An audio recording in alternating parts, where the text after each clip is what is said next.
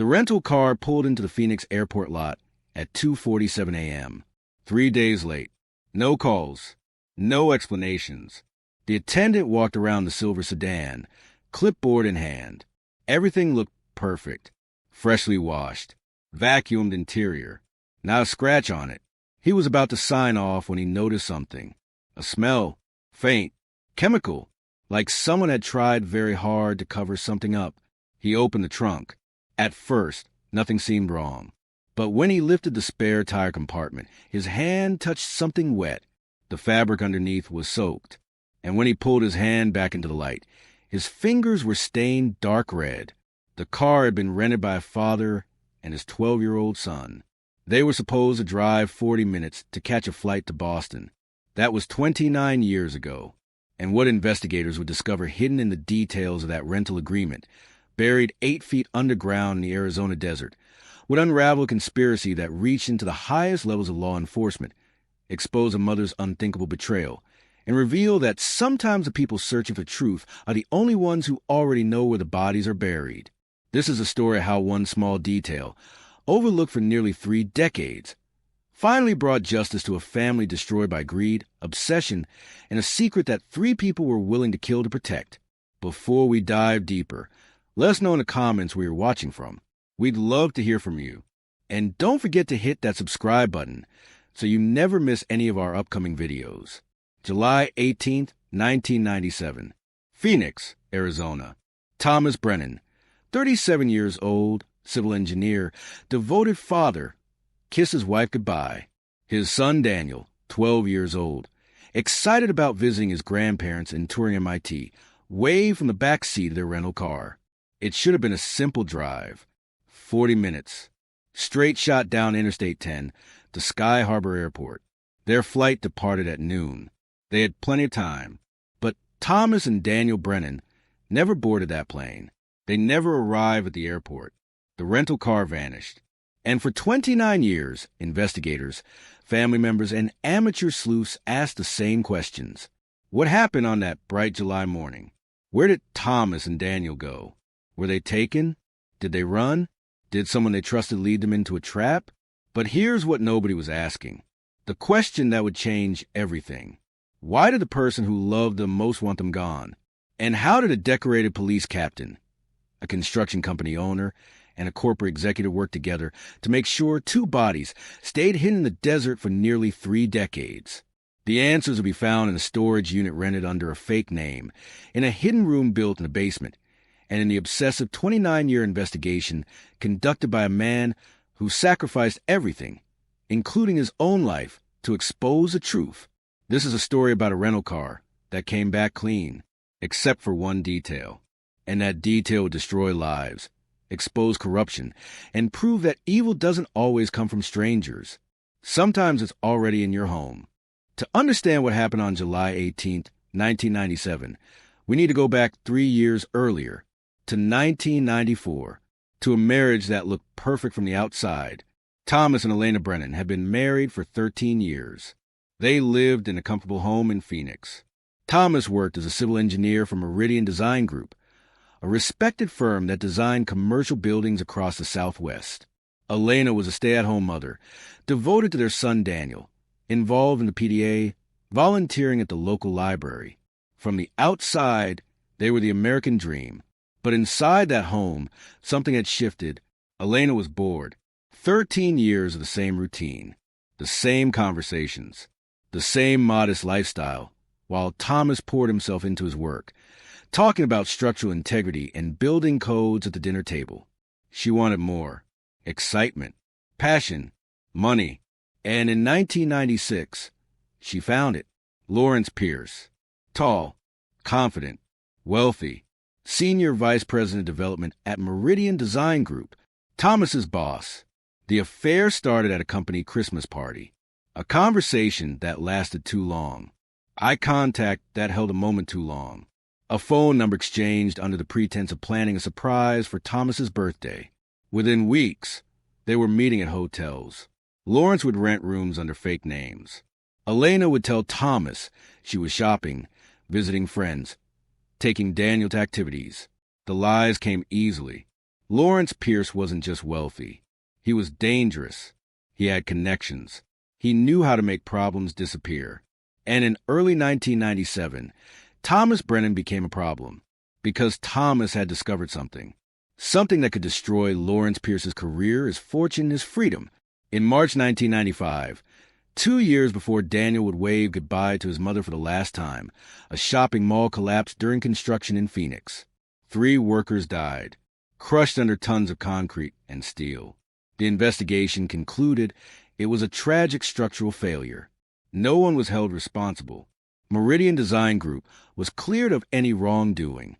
But Thomas Brennan knew the truth. He'd been part of the team that produced the safety reports for that project. And he'd discovered that those reports had been falsified. Structural calculations had been altered. Safety margins had been exaggerated. Corners had been cut to save money. And the person who'd ordered those falsifications was Lawrence Pierce. Thomas struggled with what to do. He had a family to support. Reporting Pierce could cost him his job. But 3 men were dead. Their families deserved to know the truth. In September 1995, Thomas requested a transfer to a different department. He wanted distance from Pierce, time to think about his next move. But Pierce noticed, and Pierce began to worry. Because if Thomas Brennan went to the authorities with evidence of falsified safety reports, Pierce wouldn't just lose his job. He'd face criminal charges, manslaughter, maybe murder. So Lawrence Pierce began planning. He needed Thomas Brennan silenced, permanently, and he had the perfect accomplice. Someone who knew Thomas's schedule, his habits, his plans. Someone who had access to his life insurance policy. $5 million with double indemnity if Thomas died accidentally or was declared legally dead after 7 years missing. Someone who wanted that money and the freedom to be with Lawrence Pierce without the complication of a husband, Elena Brennan. By July 1997, the plan was in place. Thomas had told Elena he was taking Daniel to Boston to visit her parents. 2 weeks, a bonding trip for father and son. What Thomas didn't know was that Elena had told Lawrence Pierce everything. The dates, the flight time, the rental car company. And Lawrence Pierce had made arrangements. He'd paid off a police captain, secured help from a construction company owner, identified the perfect location, a rest stop that was scheduled to close in a few years, a place where a car could be buried and forgotten. All that was left was the execution. And on the morning of July 18, 1997, as Elena Brennan stood in her driveway, watching her husband and son drive away, she knew she was sending them to their deaths. But she convinced herself it was necessary. Thomas would be gone quickly. Daniel would be released after a few days, traumatized but alive. They'd stage it like he'd escaped. She'd collect the insurance money. She'd play the grieving widow. And after a respectable period, she'd quietly start a new life with Lawrence Pierce. It was a perfect plan, except for one detail they hadn't counted on. Thomas's brother, Victor. Thomas Brennan picked up the rental car at 8 a.m. from Desert Road's Auto Rental, a silver Toyota Camry. Perfect condition. The young clerk who processed the paperwork, a college student named Michael Foster, noticed Thomas seemed nervous, kept checking his watch, looking over his shoulder. Thomas drove the car home, arriving at 9:15 a.m. He loaded the suitcases Elena had packed. He double-checked that Daniel had his medication for motion sickness. At 9:30 a.m., they pulled out of the driveway. Elena watched them go. She memorized Thomas's wave through the driver's window, Daniel's enthusiastic goodbye from the back seat, and then she went inside and waited for Lawrence Pierce to call. 25 minutes later, Thomas Brennan made a decision that would seal his fate. Instead of heading west toward Sky Harbor Airport, he turned east on Interstate 10, toward a rest stop that Lawrence Pierce had scouted 3 weeks earlier. We don't know exactly how Pierce intercepted them, whether he called Thomas, claimed there was an emergency, told him to pull over, whether he'd planted something in the car that would cause it to break down, whether Thomas knew he was driving into a trap. But at approximately 10:30 a.m. on July 18, 1997, Patricia Vance, a real estate agent driving east on I-10, saw a silver sedan pulled over near an abandoned rest stop. Behind it was a dark blue Honda Accord. Two men stood beside the silver car, one tall and dark-haired, one shorter and stockier, and there was a boy standing very still. One of the men had his hand on the back of the boy's neck. Patricia Vance saw the terror in that child's face, but she was already past them, doing 65 miles per hour down the interstate, and she convinced herself she was imagining things, that she was being paranoid. 2 days later, when she heard about the missing father and son, she called the police. She told them exactly what she'd seen, exactly where. But the detective she spoke to, Lawrence Garrett, told her they'd already checked the rest stop, found nothing. He thanked her for calling and assured her they'd look into it. He never did, because Captain Frank Morrison, Garrett's superior, had already been paid $25,000 in cash to make sure the investigation went nowhere. Here's what actually happened at that rest stop. Thomas Brennan was struck from behind with a tire iron. The blow killed him almost instantly. He never saw it coming, never had a chance to fight back or protect his son. Daniel watched his father die. Then Lawrence Pierce and his accomplice, Mitchell Caldwell, put restraints on the 12-year-old's wrists. They put him in the trunk of the dark blue Honda. They loaded Thomas's body in with him, and they drove away, leaving the silver rental car at the rest stop. Later that night, after dark, Pierce returned with a backhoe he'd borrowed from Gerald Voss, a construction company owner who'd been paid $5,000 to ask no questions. Pierce excavated a pit 8 feet deep. He drove the rental car into it. Then he filled the hole, carefully smoothing the dirt, planting desert scrub on top to make it look natural. The car, with Thomas Brennan's body in the trunk, disappeared beneath tons of earth. But Daniel wasn't in that trunk, because Lawrence Pierce had other plans for him. When Elena Brennan called the police on July 19th, she played her role perfectly. The frantic wife, the terrified mother. She told investigators Thomas and Daniel had been heading to the airport. They never arrived. She tried calling. No answer. The airline confirmed they never checked in for their flight. Detective Lawrence Garrett caught the case. He interviewed Elena multiple times. Each time, she cried in all the right places, said all the right things. She mentioned that Thomas had seemed distracted that morning, preoccupied, but she didn't know why. What she didn't tell Garrett was that Thomas had recently confided in her about the falsified safety reports, that he was planning to report Lawrence Pierce to the state licensing board after the Boston trip. She didn't tell him that she'd immediately told Pierce about Thomas's plans, or that the distraction Thomas showed that morning was fear, because the night before, someone had called their house at 2 a.m. When Thomas answered, a man's voice said simply, "You should reconsider what you're planning to do," then hung up. The investigation unfolded exactly as Pierce and Elena had planned. Police checked the airports, hospitals, morgues. They contacted law enforcement across the country. They searched the desert around Phoenix.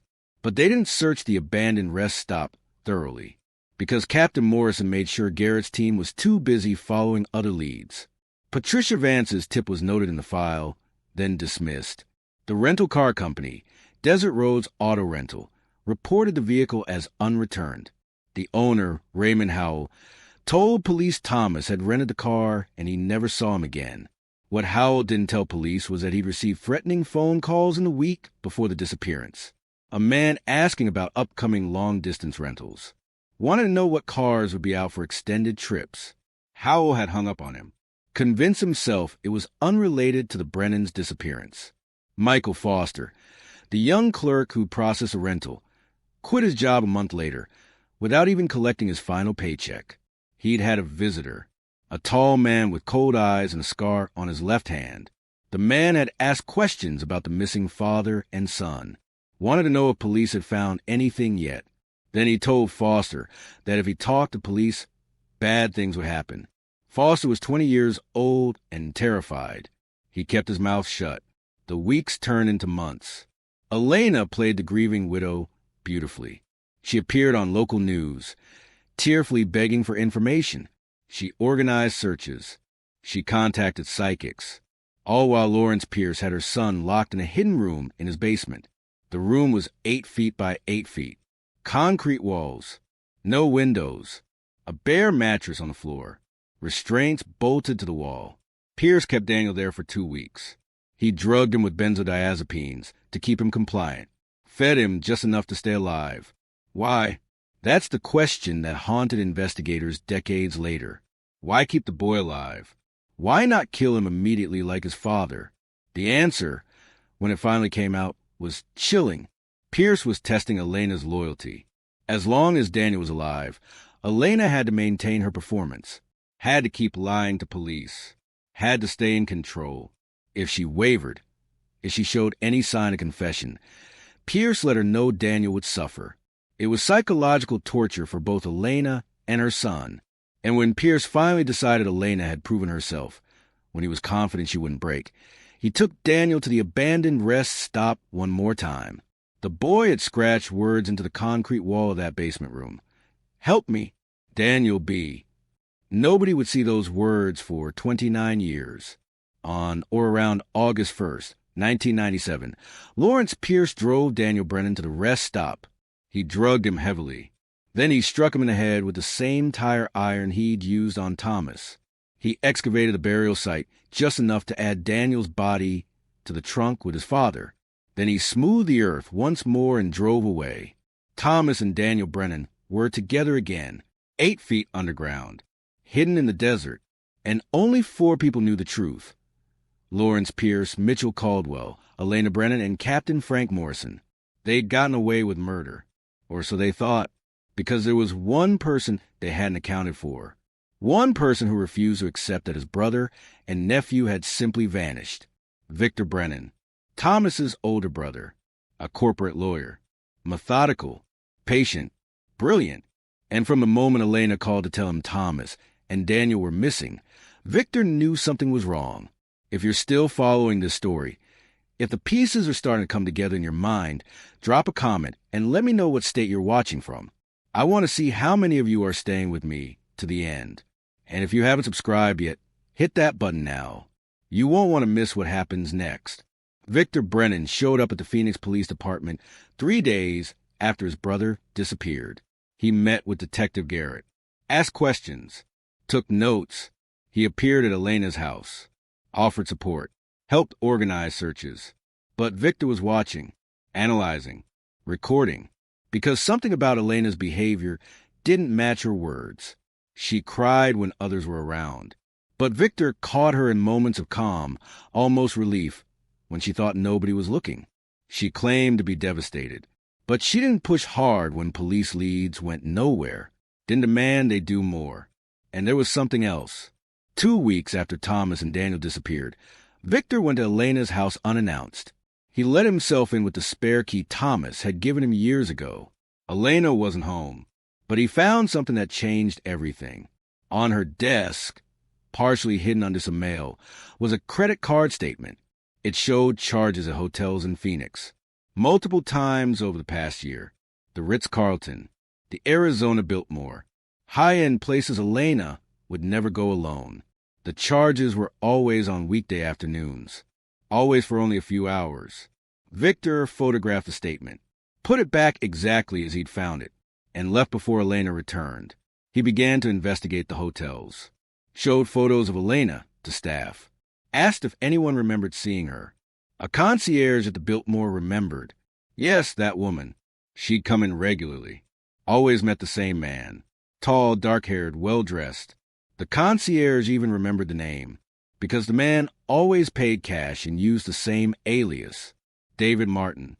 Victor knew that name wasn't real, but he had a description now, and he began searching.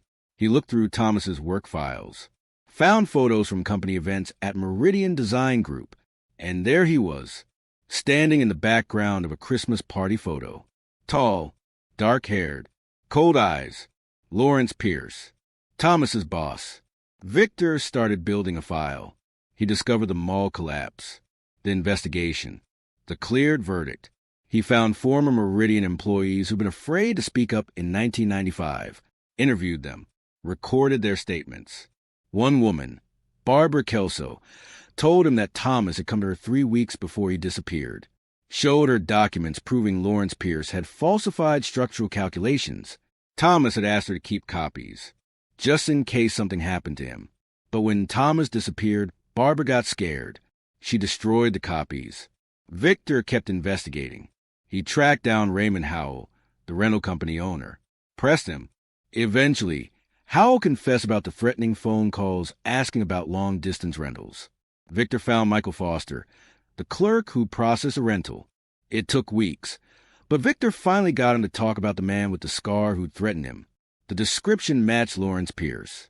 By late 1998, Victor had assembled a damning picture of what had happened. He knew Pierce had killed his brother. He knew Elena was involved. He knew Captain Morrison had been paid to sabotage the investigation, but he didn't have proof. He didn't know where the bodies were. He didn't have physical evidence linking Pierce to the crime. Everything he had was circumstantial. Witness statements from frightened people. Financial records that suggested payoffs but didn't prove them. If he went to the police with what he had, Pierce could claim it was all coincidence. Elena would deny everything. Morrison would stonewall, and they'd all walk free.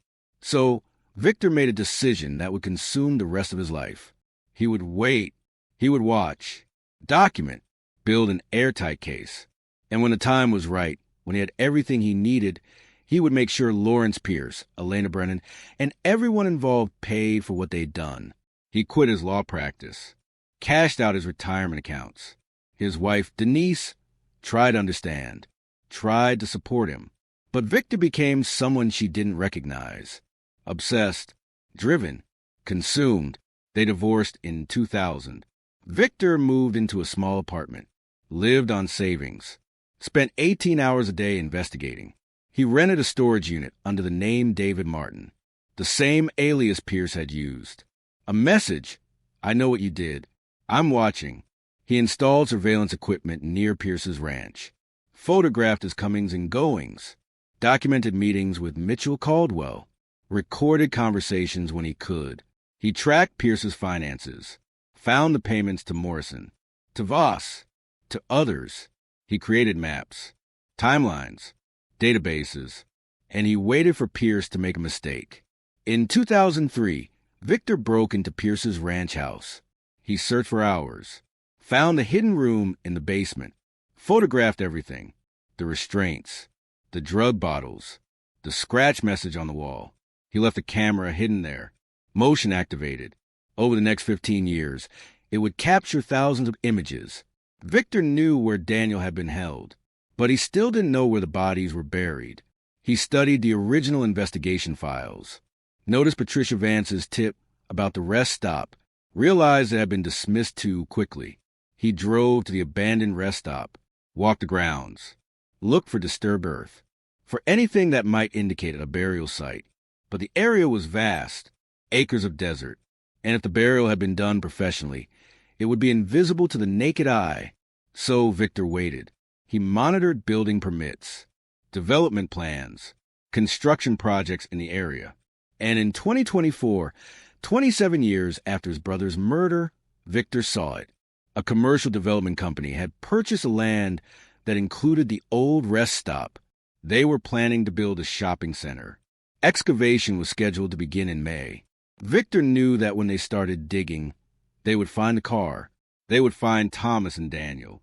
And finally, after 29 years, the truth would come out. But Victor wouldn't live to see the trials. Wouldn't see Elena and Pierce convicted. Because Victor Brennan was dying. Pancreatic cancer. Stage 4. Diagnosed in late 2023. The doctors gave him 6 months. Victor decided to make those 6 months count. On May 20th, 2024, construction crews broke ground on the old rest stop site. Victor watched from a distance, filming with a telephoto lens. 3 days later, an excavator's bucket struck metal 8 feet underground. The silver Toyota Camry emerged from the earth like a metal coffin. Police were called. Detectives Sarah Chun and Marcus Webb caught the case. They found the bodies, identified them through DNA, confirmed what Victor Brennan had known for 29 years. Thomas and Daniel had been murdered and buried in the desert. But Chun and Webb were good detectives. They started asking the right questions. Why had the original investigation stalled? Why had crucial tips been ignored? Why had no one searched the rest stop thoroughly? They discovered Captain Morrison's mysterious cash deposits, tracked them back to Pierce. They found Gerald Voss, who confessed to loaning the backhoe. They interviewed Raymond Howell, who finally told the truth about the threatening phone calls. They found Michael Foster in prison, convicted of an unrelated murder. He told them about the man with the scar, the man who called himself David Martin but looked like Lawrence Pierce. And they found Victor's storage unit, the walls covered with evidence, photographs, financial records, witness statements. 29 years of meticulous investigation.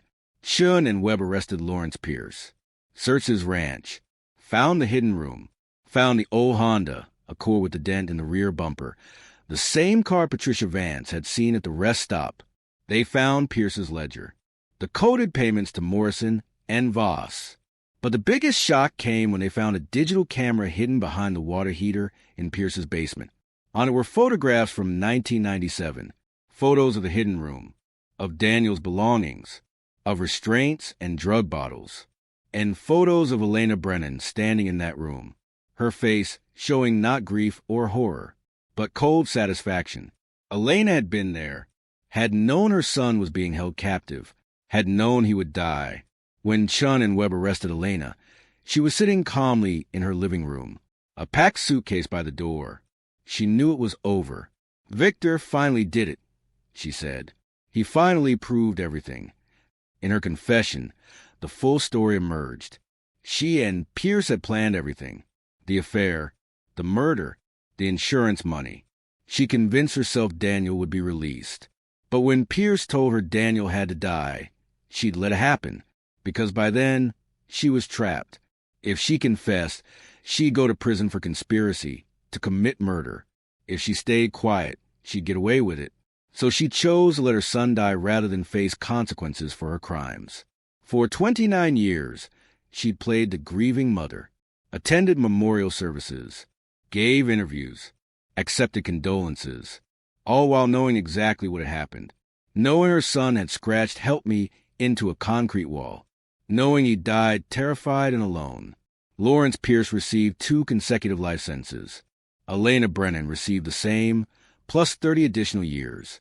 Mitchell Caldwell, Pierce's accomplice, was killed before trial, shot twice in a warehouse. The shooter was never found. But Victor Brennan had sent a text to detectives. Check Pierce's basement again. Elena should have told you years ago, but she was protecting me. And when they found that camera, they realized Victor had known the truth almost from the beginning. He'd known Elena was involved. He'd documented everything. He'd even known where the bodies were buried. But he'd waited, patiently, methodically, building a case so perfect that no defense attorney could dismiss it. He'd sacrificed his marriage, his career, his health, his entire life, for justice. 5 months after Elena's arrest, a hiker found Victor Brennan's body in the Superstition Mountains. He'd gone there to die, alone in the desert, under the same sky that covered his brother and nephew's grave. Near his body was a notebook. The final entry read, "It's done. Thomas and Daniel can finally rest. I can finally rest. I stayed alive for them, to make sure their killers faced justice. Now I can let go. I hope wherever they are, they know I never stopped searching. I never gave up. And in the end, the truth came out. That's all I ever wanted." Victor Brennan was 58 years old. He'd spent 29 years, more than half his adult life, pursuing justice for a brother and nephew who'd been betrayed by the one person who should have protected them. A memorial was erected at the site where Thomas and Daniel's bodies were found. It reads, "In memory of Thomas Brennan and Daniel Brennan, beloved father and son, the truth shall set you free." Below it, someone added a smaller plaque. Victor Brennan, brother, uncle, seeker of justice. May you find peace. What do you think about Victor's sacrifice? Was his 29-year investigation an act of love and justice? Or did it destroy his life as much as the crime itself destroyed his family? And what about Elena? How does a mother make the decision to let her own child die to save herself? Drop your thoughts in the comments. I read every single one. This case reminds us that evil doesn't always come from strangers. Sometimes it's in our own homes. Sometimes it's wearing a familiar face. And sometimes justice takes decades. But when it comes, when the truth finally emerges, it's because someone refused to give up. Someone who loved enough to sacrifice everything. Victor Brennan never got to see Lawrence Pierce and Elena Brennan convicted, but he knew they would be. He'd made sure of it. The rental car that disappeared in 1997 was eventually returned, 29 years late, caked in desert soil, hiding two bodies and a truth that would destroy lives. But there was one detail that investigators initially missed. In the glove compartment of that silver Camry, tucked inside the rental agreement, was a note written in Victor Brennan's handwriting, dated May 18, 2024, 2 days before the excavation began. It said, "To whoever finds this, Thomas and Daniel Brennan were murdered by Lawrence Pierce and Elena Brennan on July 18, 1997. All evidence needed for conviction is in Storage Unit 247, Indian School Road. They deserve justice. Please make sure they get it. Victor Brennan."